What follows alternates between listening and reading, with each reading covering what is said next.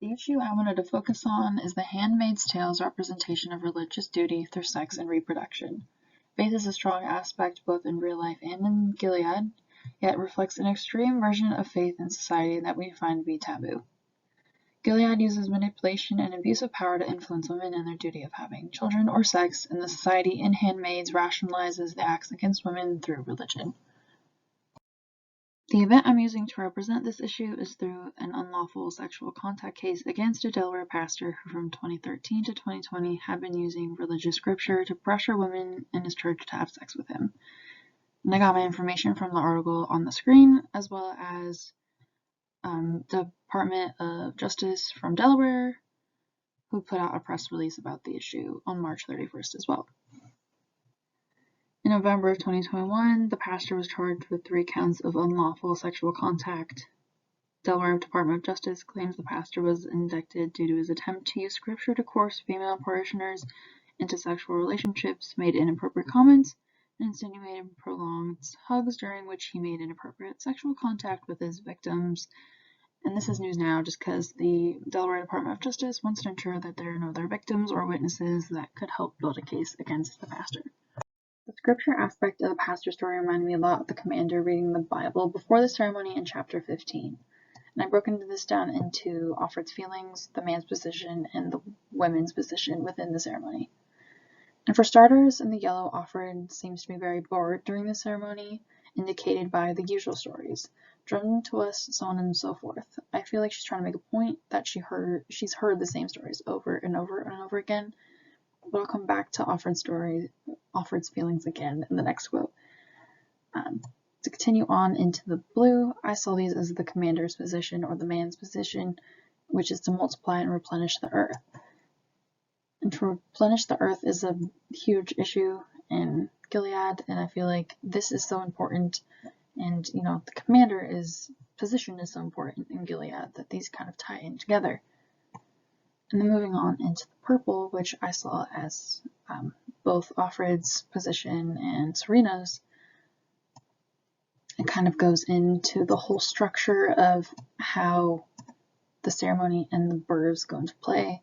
And this is the Rachel and Leah story. For summary, they're both married to Jacob. They both have fertility issues at one point, and they offer their maids to Jacob to have children, in which they later name when they're born.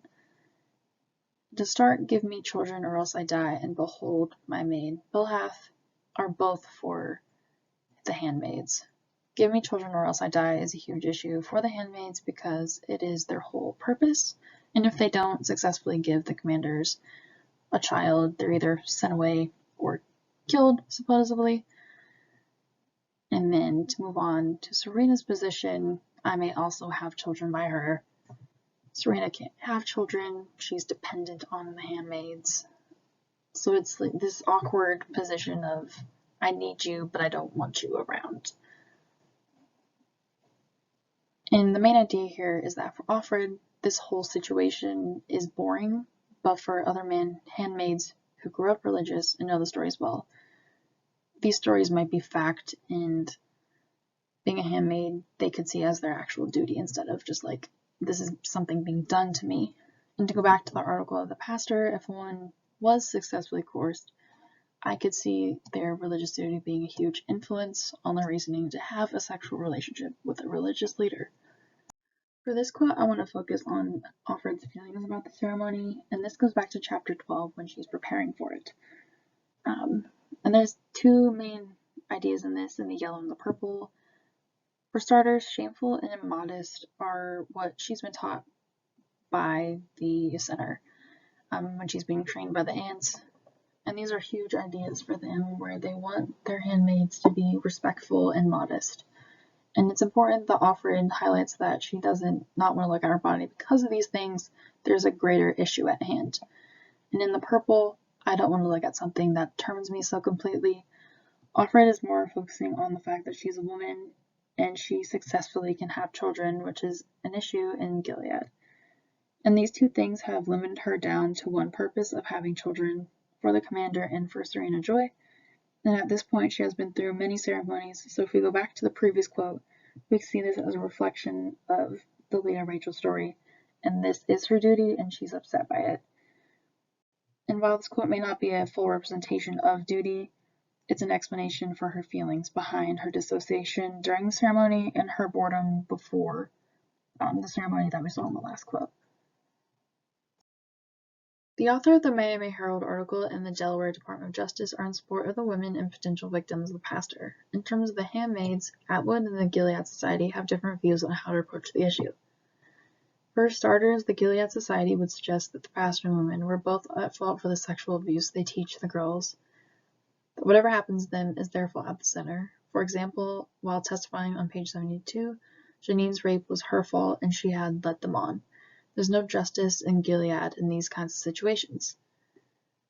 In terms of position of power, the pastor story reminds me of the doctor's position back in chapter 11 when the doctor is offering himself to Offred as a way to make sure she has a baby on page 60 to 61. Lots of women do it, he goes on. You want a baby, don't you? Yes, I say. It's true and I don't ask why because I know. Give me children or else I die. There's more than one meaning to it. And this goes back and ties with the ceremony, which is from the Rachel and Leah quote, and this really has to do with Offred's ability to continue living.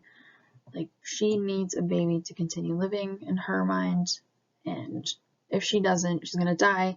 But also, if she does have sex with the doctor or whatever he's suggesting to her, there would be great consequences and they could both die. And Atwood uses religious duty to an extreme in The Handmaids, and through the absurdity, she is pointing out the ridiculousness in some religious texts being taken for their literal meaning, as seen in the real world. The support given to the women in the pastor story goes against the Gilead Society, but not Atwood's message. The Handmaid still has many women within the book that appear to be strong supporters of the new way of life in Gilead, such as the aunts, specifically Aunt Lydia. How do you think the women's support of the new society influenced the success of Gilead? Think of Serena's religious advocacy before the new society and how faith could have influenced the support from women.